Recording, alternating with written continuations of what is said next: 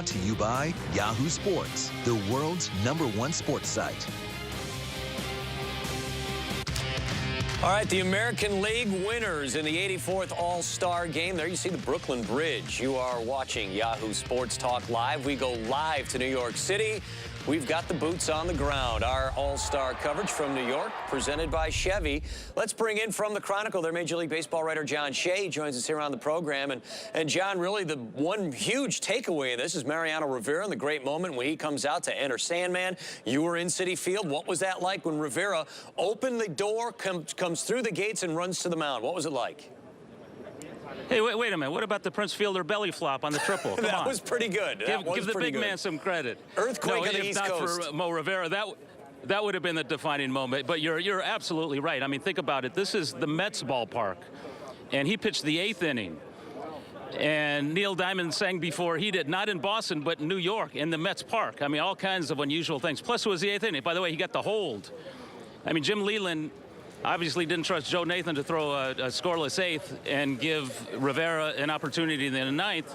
So they threw Rivera in the 8th inning, and it was a beautiful thing. I mean, I equate it back to '98. You remember that game when Ted Williams came out at Fenway and threw the first pitch with Tony Gwynn's assistance, and all the Hall of Famers ad-libbing. All the Hall of Famers, all the All-Stars just came out and congratulated him and hugged him. And it just chills everywhere. And it was the same thing tonight. Rivera, you know, coming out, warming up, and there's nobody on the field except him and his catcher. It was a beautiful sight and well-deserved. That's a great moment for Major League Baseball. I'm glad we all got a chance to share that. All right, this year's game, how different in feel was it from the way last year's game played out, especially the early moments of last year? My, oh my. The first inning last year was all about the San Francisco Giants. Kane was on the mound. Posey was catching them. Melky Cabrera was in left. The Panda was at third. Today, there were no Giants in the lineup. You saw Posey late in the game, and that was it. I mean, the Giants won that game last year. Cabrera was the MVP. I thought it should have gone to Sandoval. Kane got the win. You know, Posey caught, and he got on base a couple times.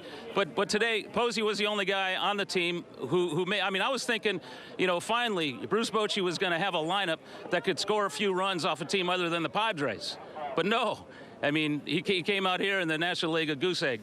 But, I mean, yeah, you're right. Bumgarner, they were going to hold into extra innings anyway. He was not going to pitch unless they went 10 or 11 innings. And Scudero obviously has the finger injury, and, you know, I think it's more symbolic than anything that he's here. Yeah, he's hitting 300, but even Bochy admitted what he did last year had a lot to do with why he's here. Romo, that's a good question. Maybe he should have thrown to one batter or so. I mean, that guy's bouncing off the walls. Who knows what he would have done. But, again, you know, maybe maybe next year. You know, I mean, it's his first All-Star game. You don't always give an inning to a first-year guy. All right, let's talk about the guy who represented the Oakland Athletics, Grant Balfour. 4-pitch first at-bat, he walks a guy. But after that, a real nice duel with Bryce Harper.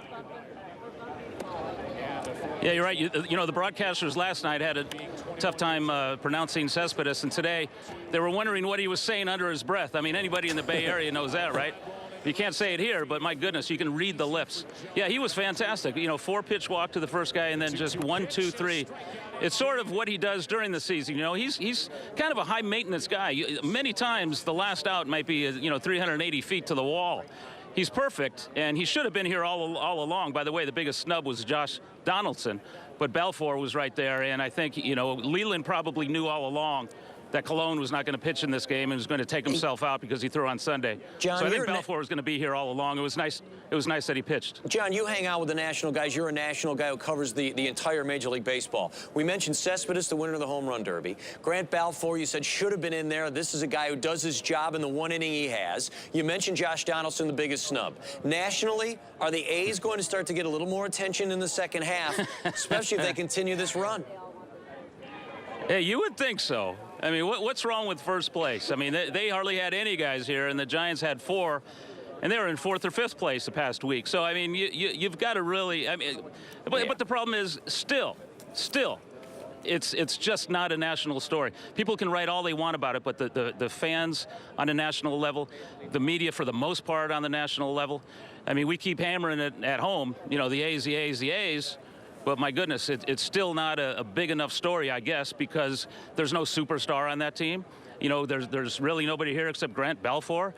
Cologne was in uniform, but he didn't play, obviously. You know, who knows? Maybe they need another 20-game win streak, as they did a few years ago, to get national recognition. Well, they'll get it when they have home field advantage in the World Series after the American League's 3-0 win. John Shea, Major League Baseball writer for the Chronicle. Thanks for joining us, Yahoo Sports Talk Live. Let's move the conversation to another all-star performer from the Baltimore Orioles. This is Chris Davis. What a first half he had. And this has to do with what he said about the single-season home run record. Quote, he, Roger Maris, was the last guy to do it clean. There's a lot of things that have been said about the guys who have come after him and have achieved the record. But I think as far as the fans are concerned, they still view Maris as being the all-time home run record holder, and I think you have to. That's pretty interesting from a guy who has 37 bombs.